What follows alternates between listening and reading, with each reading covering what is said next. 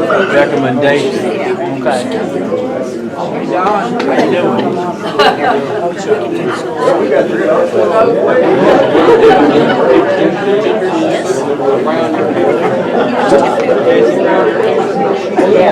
Good evening, everyone.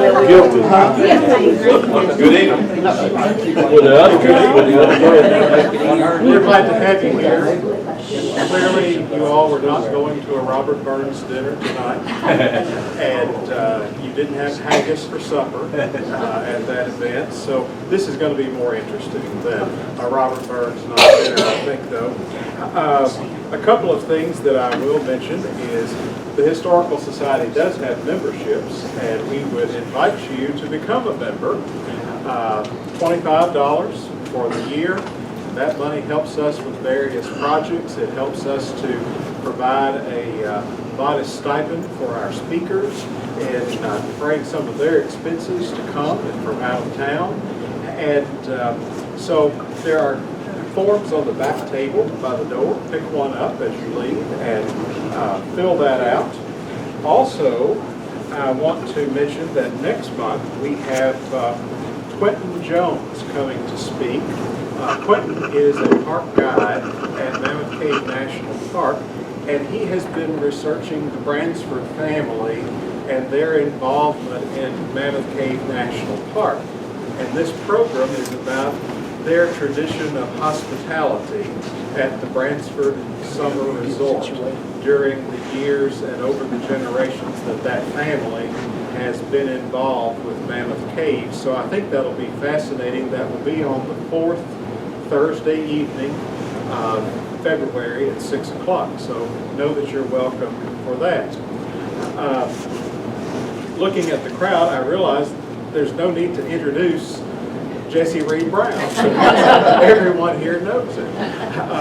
Although I will have to admit that my first recollection of Jesse Reed Brown was that he's Alan Bryant's older brother.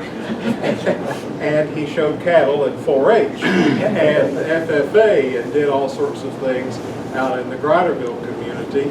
But he also has left a tremendous legacy in education in Barron County and Glasgow in particular. And so he has agreed to come and share a few of his recollections about his years that he had probably some of you in the classroom. So, Mr. Brown.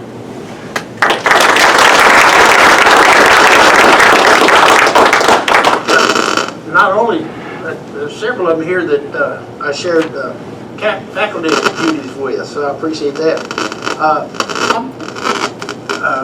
My background, probably most of you know, I grew up in the Goodnight, Greiderville area of the county. I missed about 1 year going to a one-room school. And today I was thinking about that, and it occurred to me that I had a one-room school experience in a way when I went to high school, to school in 1946. Now, if you stop and think about that, folks, that's 77 years ago. 3/4 of a century ago, I started school. What, 77? So more, 3/4 of a century. I'm going to describe the school that I went to, and I want you to think about how it would be similar to a one-room school. The school at high school had 3 stories. At the bottom was the gym, which had been dug out, you know, and then there were 3 classrooms there. Above that was the auditorium where the gym would be, and 3 more classrooms. Then upstairs there were 6 classrooms. Now you add that all together and you've got 12 classrooms for a school that had 12 grades. What happened is the bottom 6 were 1st, 2nd, 3rd, and 4th, 5th, and 6th grades. Then the whole upstairs, the other 6 rooms were used for the high school. And now notice, what have I missed as far as facilities? What did I not mention? What? Bathrooms. And cafeteria. So we had the outhouse, 2 of them. And we took our lunch. I have a fond memory of my second grade year. My brother was 19 months younger than me, but because my birthday was in April and his was in December, we were 1 year apart in school. I loved school from the first day. He was not happy. He cried every day. Not only was he younger when he started, but he was mama's boy. And so, one of my fond memories of the second grade is, some way it was arranged between our teachers and my mother that he would eat lunch with me in my room. And I remember fondly the fact that she would pack us lunch in little half pint jars. And we would sit side by side at my desk and eat our lunch. Now, I don't think that lasted the whole year, but that was enough to get him into school. Now, they were far-sighted. They were planning ahead. About the second year I was there, they built a gym that was not attached to the school. Now, why in the world you'd do that, I don't know, but they were far-sighted. The next year, they built a 3-story connection between that original building and the gym that included, wonderfully, 2 bathrooms. And so, by the 3rd grade, and a cafeteria, we had both. But I just wanted to share that part. So in a sense, it was like being in a one-room school, only there were 6 rooms that we each one an independent unit. I loved my teachers, all of them. And so when in high school, my favorite teacher was my history teacher, Miss Carrie Newberry. Now, she's Steve's mother. And those of you that would know Steve. She was a wonderful teacher, and I loved history from the time I was in the 4th grade. So I was thankful to have that experience with her. I went on from high school to Western, and so I wanted to be a history teacher. I wanted to be for other students what Ms. Newberry was for me. And so I was fortunate enough that Western only had 2,400 students when I arrived. Among those, there were 1,100 freshmen. And among those freshmen was a little gal from Tree County that in our second semester there, I noticed her. At the end of that freshman year, my high school basketball coach called me and offered me a scholarship to play basketball at Campbellsville. Thank goodness I said no. Because the next fall, Bernice and I had another class together, and this time we sat close enough to talk, and then the next semester we were seated side by side in the psychology room, and by the end of that semester I was doomed. We got married before our senior year. She graduated in the middle of our senior year and was fortunate enough to get a job as a librarian at Caverna. And I decided that I would go ahead and get my master's degree before I began teaching. 2 reasons for that. I was going to have to get it eventually in order, it was expected. I think in that time we had 5 years to complete a master's, if I remember correctly. And so I thought, I'll just get that out of the way. I also had a good job. I was a guide at Mammoth Cave, had been for 2 years. And so that would mean I couldn't take classes then. So I didn't want to put it off. So I went ahead and got my master's out of the way. Fortunately, when I applied for a job at the end of that time, I applied only in Barron County and Glasgow. For one reason, I didn't want to leave the area anyway, but Bernice was already employed at Caverna, and we were living rent-free in the house where I grew up, so it just made sense for me to stay local. In May of '63, Mr. Mays called me and said, "Brown, you still want that job teaching history at Glasgow High School?" I said, "Yes, sir." He said, "It's yours." I said, now this is stupid of me, but I said, "Mr. Mays, won't the board have to approve that?" He said, "Yeah, but they'll do what I tell them." And so that first year, was the first of the baby boomers were seniors. That doubled the size of the senior class. So, brand new teacher, I was assigned as a senior sponsor along with Sherry Hooks with a couple of veterans. Miss Mary Davis and Miss Lee Smith. They had been senior sponsors since shortly after the flood. And so they knew all about it, and they did it right. And they expected Sherry and me to do right with them. So the 63-64 class was an outstanding class. The only problem, it was infested with good ones. Charlie and his twin brother, and Joe, and well, their worked in the broadcast business. Billy. Folks, that happened more than once tonight. I sometimes have to stop and think of the names of my great-grandchildren. But it was an outstanding class in spite of those guys. Good athletes, good students, very, I really taught them the way I'd been taught at Western, and they responded well to it, so I just kept it up the rest of my career. And I was, I think, a demanding teacher, and people responded well to it. Coach Richards asked me, he came along at that time with several other new, I think there were 8 of us that were new to the faculty. He asked me to keep the clock for the boys basketball team, and I was glad to do it.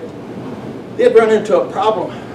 One night, we played Caverna, and Jolynn Travis hit a shot at the buzzer, and the official said, "We couldn't tell whether it's good."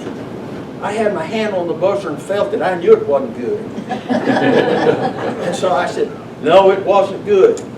Jim Whiteside jumped up front and said, "Mr. Brown, it was good." Richards asked me, he said, "Jesse, are you sure?" And I said, "Yes." He said, "That does it, boys, let's go." Then the kids found out my wife taught at Caverna. They couldn't believe that I hadn't thrown the game. If they had known her attitude at Caverna, she wasn't happy there, so they wouldn't have accused me of throwing the ball game. At the end of that year, it was tradition at Glasgow for the faculty to play the winners of the class tournament, and it wasn't a fun game. So Coach Richard had some people he had invited to stop playing basketball, and others had chosen not to play because he was so demanding. So they were seniors and played on the seniors team and won easily. But they didn't win easily in the faculty game. 4 of us were recent college graduates who had played basketball competitively, and we waxed them good. One other class tournament years later, we had to put up with Jerry Dunn. That was after we'd moved out in '67. You know, he was ineligible his first year because he transferred, so he played with the juniors who won this class tournament. I can't remember the outcome of that. I'm sure we won, but I'm sure we cheated to do it. During that first year, I did paddle on more than one occasion. On November the 22nd, I had made plans. This is 1963 now, remember. I had made plans to paddle 3 boys for some kind of mischief that we had conducted, sophomores. And so I went to lunch and came back, and a girl came out of the office and said, Mr. Brown, they've shot the president." I said, "No, you don't kid about things like that." She said, "I'm not kidding." So I checked out the TV and found out she was telling the truth. Roger Cronkite was talking about it. If he said it, it was so. So I went on down to my room, and there those boys were waiting for me. I had an appointment, so they couldn't accuse me of doing it while I was angry. And they said, "Mr. Brown, they shot the president." I said, "Yeah, I heard." They said, "You're not going to paddle us, are you?" I said, "Well, what have the two got to do with each other?" And so 2 of those 3 guys are now deceased. Larry Delk, Sonny Wimpy, both gone. Gary Dewey's is still around. And I saw him on the square at the cruise inn, and we proceeded to tell that story to some of the friends he was with. I've got notes here, so I never taught a class without notes, although I didn't have to look at them.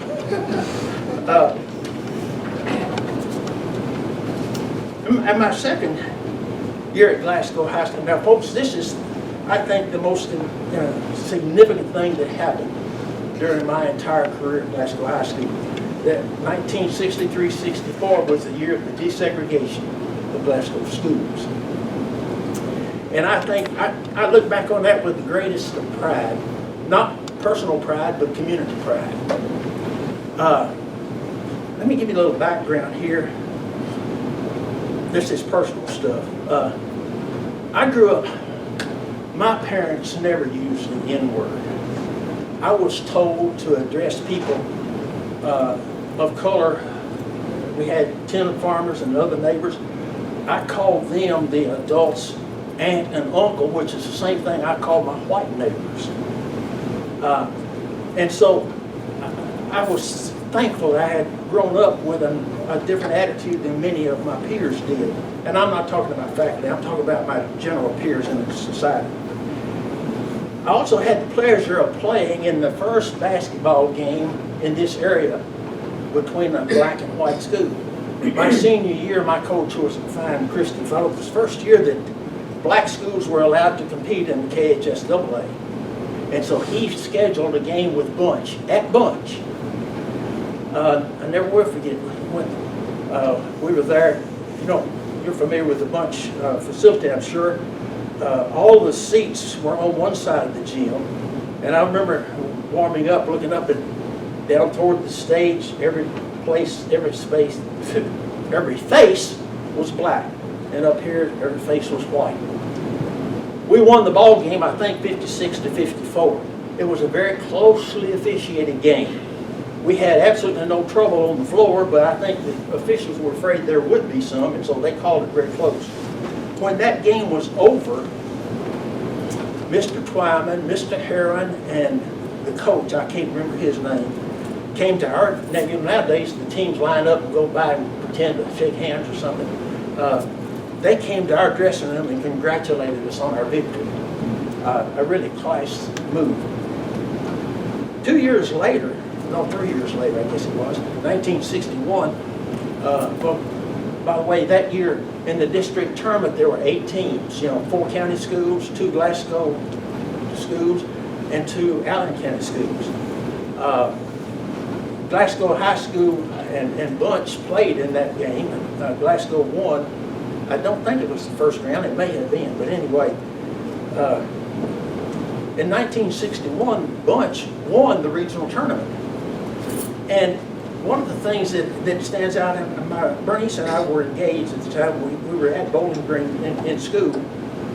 We went to the game, and one of the things that impressed me was the Glasgow High School cheerleaders were there in their uniforms cheering for Bunch. Now folks, that kind of development made it much easier when the 2 schools came together. The leadership in both communities, Mr. Twyman and those people that came to our dressing room, the fact that Glasgow cheerleaders went to cheer for Bunch, that kind of thing made it much easier when the schools came together. I never will forget the first day. I went to my class at 8 o'clock, and there were 4 girls sitting right in front of me. Sandra Bush, Priscilla Childress, Anna Mason, and Charlotte Bush. I remember them. I can see them now. They were wonderful.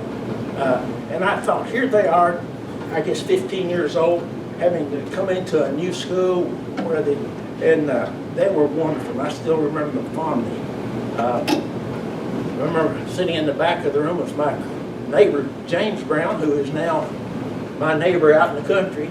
His house is in the corner of my farm, and I see him often. But that was a wonderful time. It went so smoothly. It didn't hurt any that all those good black athletes helped win a lot of ball games. That didn't hurt a bit.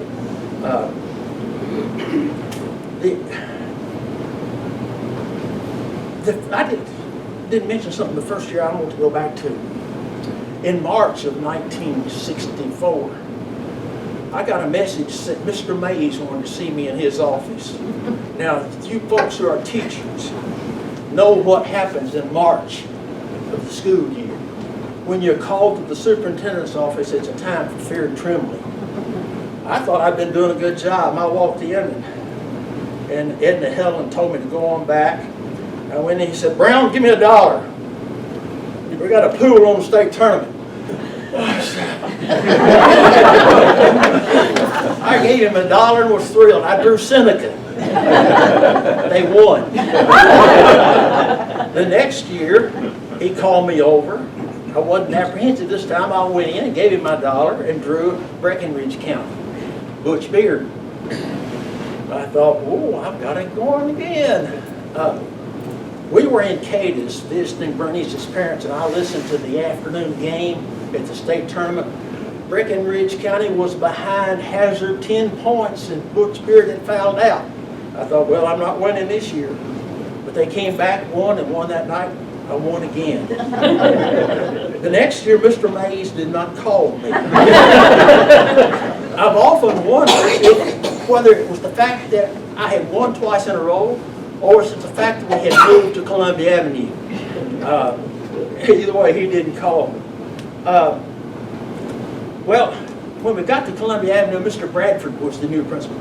Folks, I taught for 2 years with next to nothing as a principal. Poor man, he just was out of his league. We senior sponsors, the second year bypassed him a lot and went to May's office, Mr. May's office. And near the end of the school year, he said, "Folks, you won't have to do this next year. He won't be here." So we moved to Columbia Avenue, and Mr. Bradford was the principal. Boy, you talk about a change. I went into the boys' restroom, and he was there with 2 cards that the students had signed, looking at the graffiti on the wall. He said, "I've got it narrowed down to these 2 guys." And he got the right one. I went into the classroom one day, one of the girls was complaining, "Mr. Brown, why can't we have straws in the lunchroom?" I said, "Well, haven't you heard they're saving money to put bars on this place?" It was a big change from a very weak principal to one that was not weak. One of the things that I remember most, by the way, some comment on my shirt. When we retired in 1990, I think it was, the school system gave all the faculty members a shirt. And when we retired in '93, Bernice and I, Carl Weiss, and John Scalise, I thought, boy, these shirts are still in good shape. I hate to just wear it to work in or something. So I took it and had retired, put it on like we'd been canceled. And when Bernice died, I didn't want to give somebody that didn't deserve to wear it. So I just kept it. And last year, when Kelly Van Zant, the current, well, she was current at that time, librarian, retired, her parents were in my Sunday school class, and I'd grown to love her, and I said, "Kelly, I want you to have Bernice's shirt." And so we had our picture taken together with, excuse me. One of the things that a teacher, a high school teacher, has to put up with is pranking students. Bernice and I built a house on Meadow Drive. It was, the street had not been paved. We didn't have air conditioning yet. We put out some young trees, and one night I heard a little bit of commotion. I got up, looked out, and our young trees had been toilet papered. Now they were, just about as tall as this. I went and got my yard broom, went out there and got it all out, put it in the waste can, went back to bed, and one time I heard tires on the gravel. And then I heard somebody say, "I swear we did."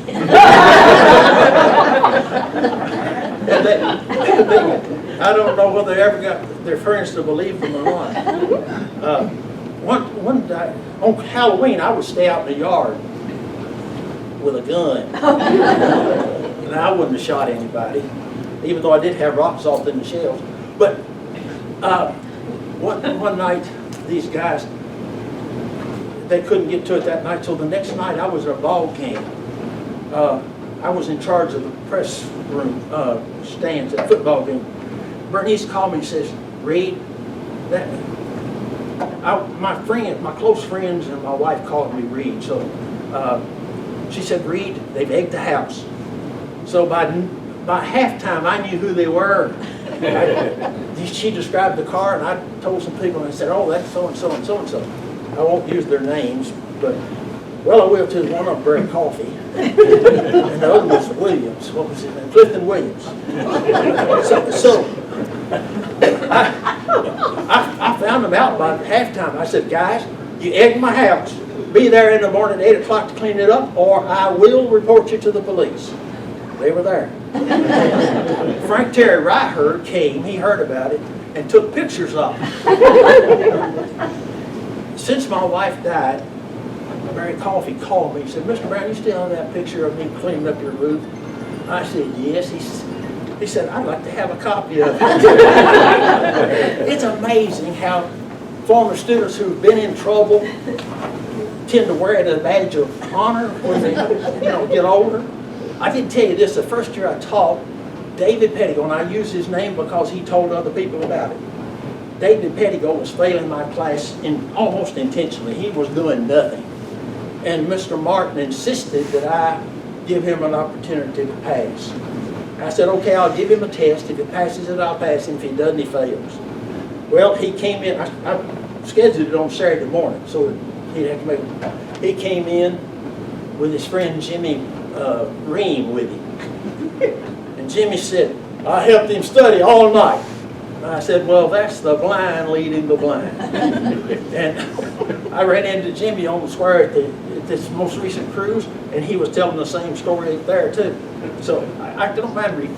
And David Pettigo told that story all his life. He's deceased now. But his daughter worked at a place where I ate breakfast, and she was telling me the story about he had shared. He told me after I told him he had passed, he said, I had my car full of gas, I wasn't even going to go home.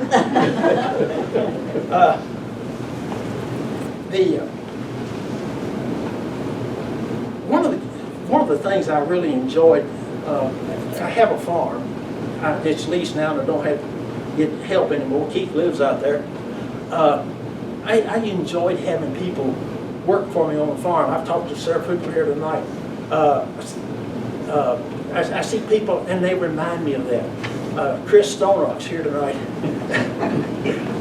He has a grandson who's a freshman. This year, the first freshman class I was in, I said, if you people have grandparents who graduated here, I probably had them in class.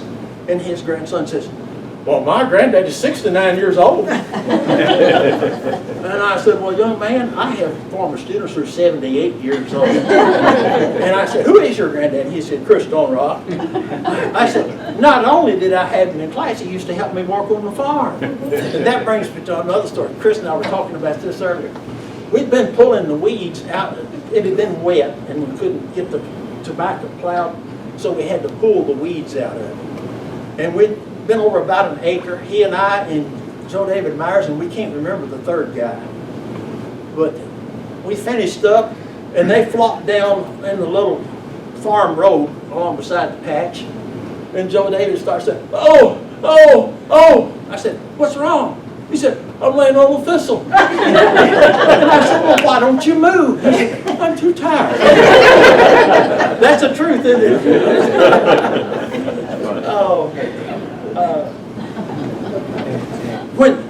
When Keith was a senior, there were 22 seniors on the football team, and most of them were starters. I mean, they were good. Went to the state finals.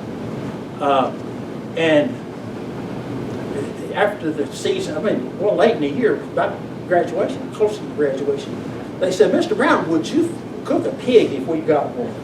I said, yeah, I'll be glad to. With one provision, you let me invite my senior homeroom to join you. And they said, yeah. So we did that. I put up a volleyball net, and Bernice made homemade ice cream. And they had a ball, really had a good time. And so Bernice and I decided that was such a good idea that every year we would make ice cream and invite all of my students, which would be if they all showed up, it'd be about 125. And most years, 100 would show up. We made 10 freezers of ice cream. We'd have to borrow freezers from my brother and from Keith, and we'd have, and get help, you know. It's kind of like spinning those tops, you know, that they used to do on Ed Sullivan. Well, some people too young to know that. But they keep them spinning. Well, it's that point keeping all those freezers going. But Bernice would not make any, and this was my idea too, we didn't make any chocolate or vanilla. They had to try something different. And we'd make 10 different things. One year, had a cow having trouble calving, ended up having to call Dr. Plott. He came out and had to cut the around the hooves and pull the legs out. It's gory now. And was able to deliver the calf because the head was turned back. And so he finally was able to deliver it. And of course, there was the afterbirth. Students were all around watching. Parents were calling, wondering where their kids were. And Dr. Pop gave them a lesson. See the dark spots there on this? That's where was attached to the womb. That's how the calf got nursed. He was giving them a biology lesson right there. Every year, first the ball went over the fence. And I just ran, jumped the fence. I was a pretty good jumper in my day. So every year when they'd say, Mr. Brown, you're going to jump the fence this year? And Bernice would say, Reed, you're going to hurt yourself. The last year I jumped, it was the year I turned 50. That would have been 1990. It jarred me so badly when I landed. I landed on my feet, but it jarred me so badly, I heeded her advice and didn't try it again. By the way, back to the working on the farm. We picked up rock, we weeded tobacco, we hauled hay, and very early in this, I came up with a good idea, I think. I would find one reliable guy, and I would call him and I would say, Henry, I need 5 guys at 1 o'clock. And Henry Royce would get the guys. He brought this young fellow with him one time named Sam. Sam has told me several times that was the day he decided he wanted to get an education. He didn't want to have to work for a living.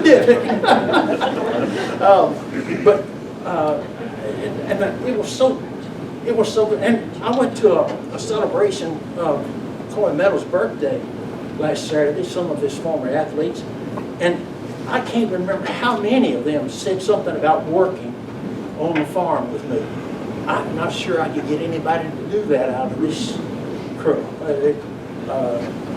It's just hard. Well, even Keith's got one of them back there, these 6'4" guys. It's hard enough to get them to work when they were teenagers. So nowadays it'll be even more difficult. All right.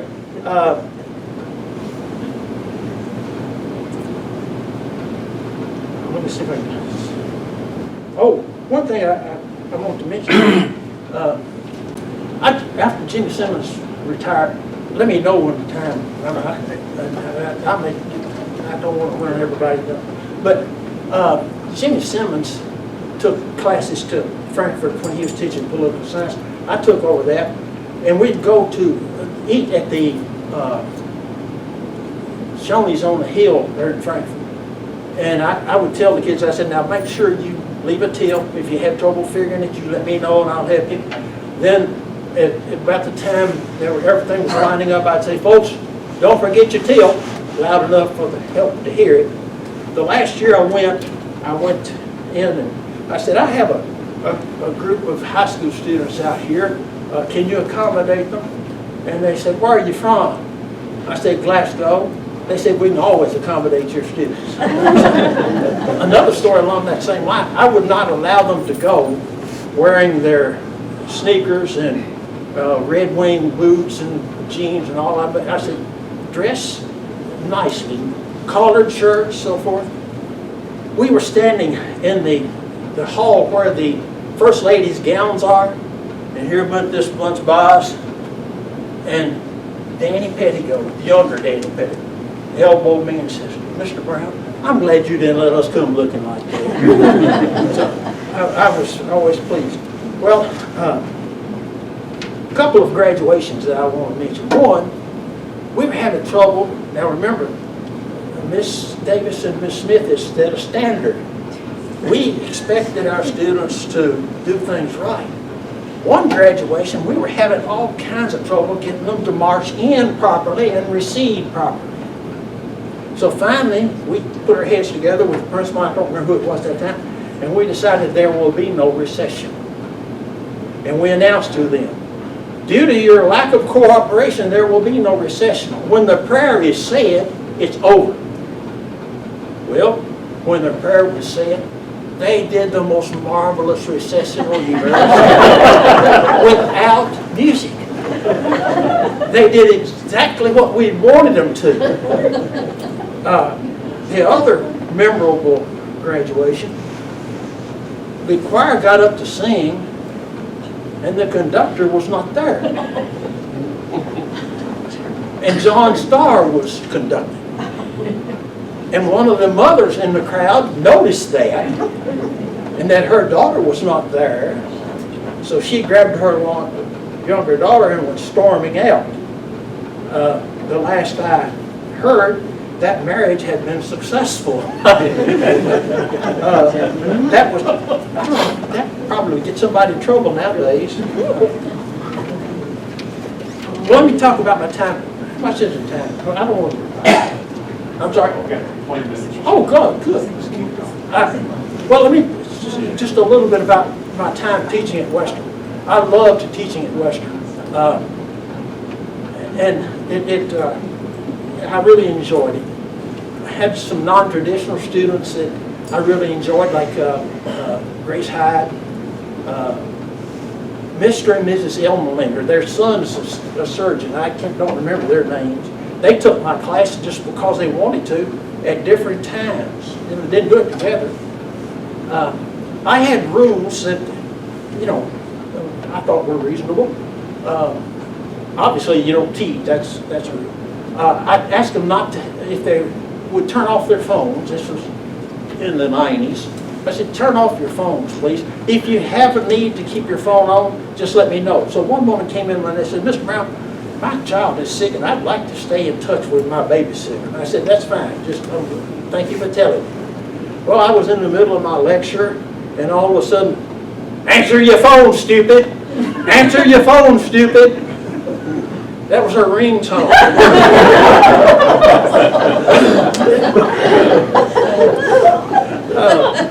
She was embarrassed, to say the least. A couple of different times I had non-traditional students, probably in their 30s, and at that age they're a little more bold than the 18-year-olds would be. But both times it was a woman, and both times they challenged me on the fact that the course was so hard. One of them made 8% on the test. Now that I couldn't imagine. I remember it distinctly, 8%. Both times there happened to be in the class someone who had been in my class in high school. And both times I asked him, I said, John Stevens was one. I said, John, how would you compare this class to the one you had with me as a high school sophomore? He said, I think you were a little tougher on us in high school. And I probably was. They had a test every couple of weeks, and the people in the class didn't. That was the only difference. But he backed me up. And then the other time, what is her first name? She was a branch setter. Now she's married to a gentry. But I can't remember her first name. And I got it written down somewhere, but I couldn't find it if I looked. But anyway, I asked her the same thing. She said, I think you were tougher on us in high school. And then she said to the class, all you got to do is listen and take notes. He'll test you exactly over what he talks about in class. So I appreciated their defense in both cases. Back to my rules. One of the rules I had was no hats in class. I thought that was reasonable. The fellow came in, he was not there the first day and didn't hear that. He came in with his cap on. I said, young man, I've got a rule against caps. He said, what? I'm not going to take off my cap. She stormed out and went and called the history department. And they told him, he can set reasonable, and rooms for his class, and that's reasonable. And so he came back. He said, well, what if I'd have said I had a bad hair day and didn't want to take my hat off? I would have said, well, I would have said, all right, but next time, wash your hair before you come. But he didn't do that. But he ended up dropping the class anyway. Same situation. This guy was the first one to come to class. And he had his cap on. I said, I have a rule against caps in class. And he said, okay. Took his cap off and laid it down on the table. He had a burr haircut and a scar from ear to ear, right over the top of his head. I said, you can put your cap back on if you want to. I didn't realize. He said, no, that's fine. I'm going to abide by the rules. Isn't that the difference in people? It's just amazing. I had a young woman in the class. I knew she was cheating. And so I just casually was walking around, and I walked by her desk, picked up her cheat sheet, took her blue book, put a big red zero on it. I had a rule, another rule was, out of the 4 tests, you could drop the lowest and take the next lowest score and count it twice. Couldn't drop the final. Well, you couldn't drop a 0 either. So she failed. That was in the fall semester. In the spring, I looked at my list, and there was her name. I thought, surely this is a mistake. She was the first one to show up. She said, Mr. Brown, I guess you're surprised to see my name. I said, yes, I am a little bit. She said, I wanted to prove to you I could do it honestly. I wish I could remember her name. I might not share it with you, but I wish I could remember it. I do remember the name. I won't share it with you either. Of a high school student who came to me one day and said, Mr. Brown, I cheated on the last test. And I don't know what my initial response was. She said, I've asked the Lord to forgive me, and He's forgiven me. And I said, well, if the Lord can forgive you, I can too. I'll give you another test. I've heard her tell that story to other retired teachers. She's a retired teacher. I've heard her tell that story to other people. You know, she's not proud of the fact, but she feels, I guess, well, she's not ashamed of, she's ashamed of cheating, but she appreciates the fact that she was willing to ask for forgiveness. And I admire her for it too. Well, I think that takes care of everything except my subbing. In 1996, I did a 9-week subbing for Miss Seabold, who was out with her first child. And she was teaching exactly what I had taught for 30 years and was still teaching at Western. And she said, oh, good, I won't have to do anything. You can just come right in and start where I leave off. Well, it happened that she had her baby on Thursday. They were out of school on Friday, and the next 9 weeks started on Monday. Perfect. So I went right in doing what I had always done. And, you know, it's funny how people react differently to different teachers. You know, that's the way life is. Some of the students in that class were absolutely thrilled with the change, and others were horrified. You know, just the difference in the way we do things. One of the current members of the Glasgow faculty, Laurie Allen, is now on the faculty at Glasgow, and the current superintendent was in that class.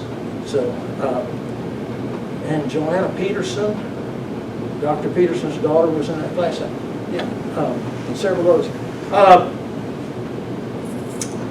Had an experience in that class.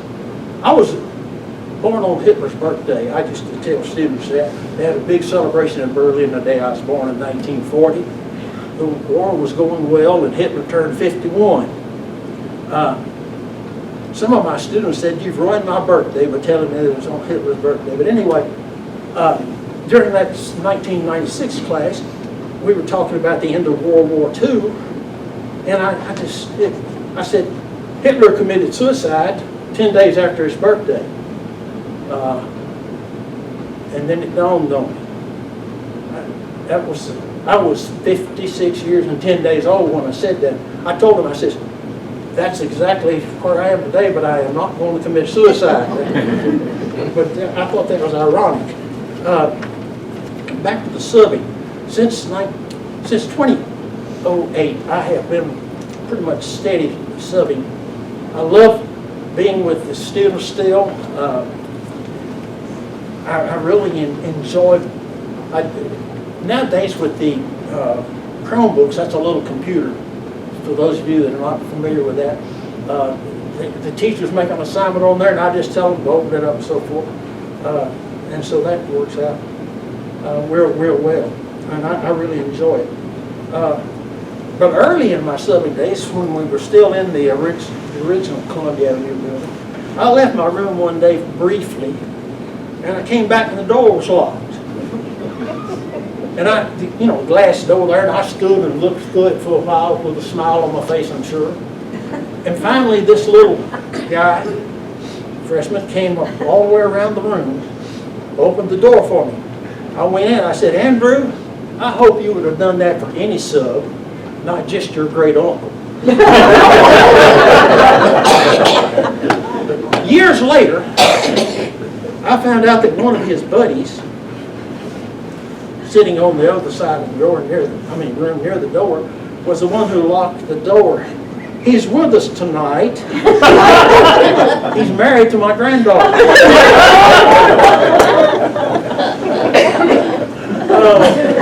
It's the things that happen. One of the things that I was proud of at the high school during my time, we organized these class elections. We required the students to register. They couldn't vote just because they were sophomores. They had to sign a registration. The county sent out a voting machine and put all the information in there. We had campaign speeches, and they put up posters. I remember one time they were making speeches, and I'm certainly not going to call any names here, but this little cheerleader who was running for treasurer got up and told them their name and flipped their hair and so forth and sat back down. And another little gal who was somewhat obese and shy got up and made a speech about how she would like to do the job and do it well. I was thrilled that she won, over the popular girl. And I liked them both. It was just, oh, by the way, back to the desegregation. I mentioned those 4 girls. The second year, the cheerleaders were trying out, and Anna Mason was trying out for cheerleader, and she forgot the cheer she was doing and ran off the floor crying. When they counted the votes, she was elected. I thought that was something special when the students were that empathetic toward her. She was a sweet gal. Everybody liked her. But still, the fact that she had to go off, and I was thankful that they had done that.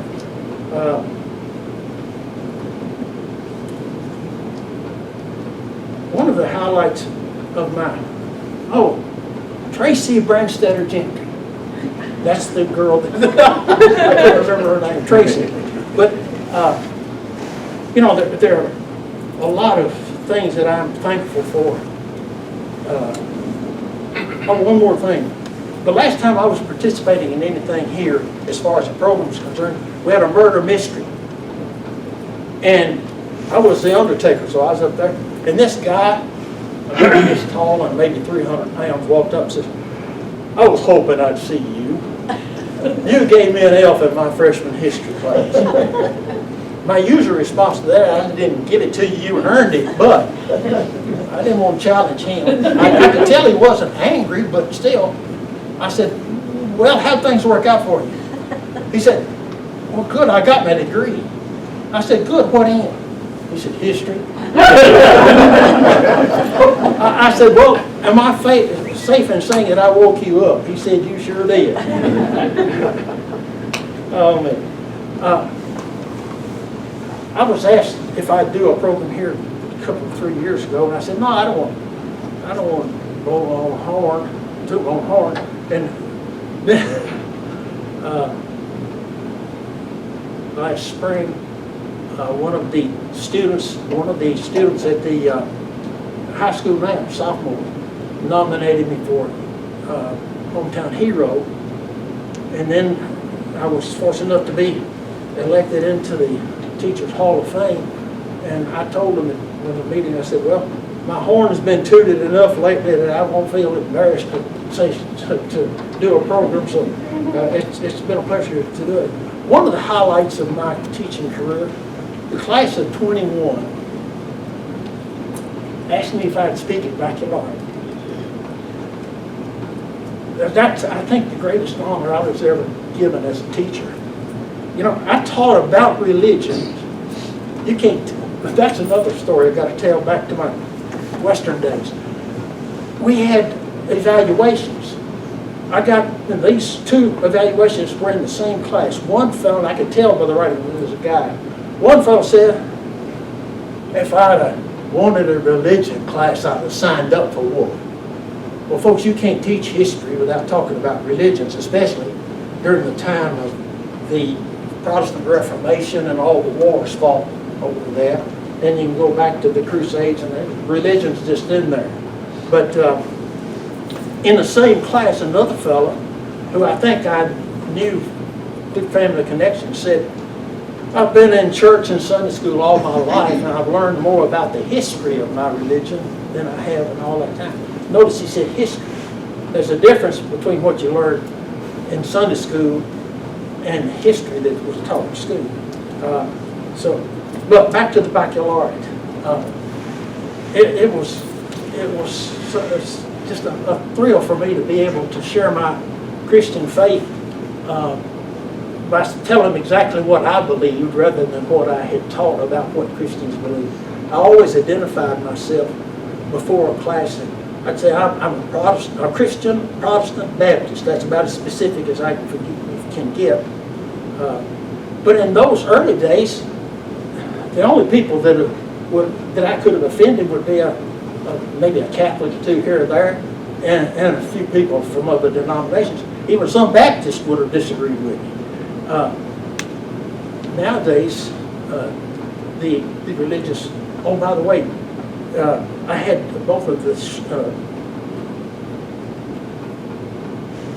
What was it? Eileen and Berkey Sloan. I see what happened to them. Getting old is bad. Their children, I had both of them in class, and I would talk to them about their holy days when they came back and so forth. After they were both out of school, Eileen wrote me the nicest letter, thanking me for the fact that how I had dealt with her children, you know, as a religious minority. And I appreciated that. Well, let's see, I've explained about the shirt, so I guess that about does it. Anybody have any questions? Now, somebody had asked me one earlier, and I said, I saved it. All right, what's your question? The difference in the students from 60 years ago, or even 10 years Okay. now, when you started subbing. Okay. Well, the way I usually answer that question, first of all, they have those stupid phones. That's the biggest nuisance in a class, and you know that's right. But I think another thing that's changed. It's not the students, but parents. Many parents just do not discipline their children and don't want anybody else to. Now, I think people who are currently involved in education would tell you the same thing. What about it? Would you agree? Agreed. So, you know, when I was young and in my teaching, when I was a full-time teacher, if a student got in trouble at school, they were in trouble at home. Now, if a student gets, I had in all my experience, last year I called the office and said, I've got a young man up here I want removed. And instead of the assistant principal coming up, the principal herself came up, said, where is this person? And so she said, young man, and you know, his mother just couldn't understand why I was unhappy with him, and he was accused of being disrespectful, which he was. That's what he was laughing at me when I would scold him. He was making funny noises and thought it was funny, and I told him to stop it, and he just laughed. And so, but you know, in 61 and a half years, and I just had to do that one time. That's not bad. I never had much trouble with children. I treat. Well, I'm going to say this and I'm going to shut up. The thing that I hear most often from my students that I appreciate very often, and the first time I remember this was the night Keith graduated. His best friend, or at least one of his best friends, Charlie Leach, and I were going into the cafeteria together. And he said to me, Mr. Brown, you know why we like you so much? And I said, no. He said, because we could tell you cared. And I have former students now to tell me, we could tell you cared. And I did, I do. And I think I said earlier, I want it to be for my students what Carrie Newberry wants for me. Anybody else have a question? Don't ask me who my favorite student was. We all know that. Keith was right high on that list. Of course, you have to like your son. I had the good fortune to have my son and daughter both in class because I was the only one taught world history. My grandson Ben took a joint credit class I was teaching at Far Western at Glasgow High School in the room where I taught for 28 years. He didn't make but a B. His daddy made an A. And of course that was a high school level, but I taught it the same way. If I sub next year, I would have the opportunity to have my own great-grandson in class. So, anybody else have a question? It's been indeed a pleasure for me. I'm glad I said yes.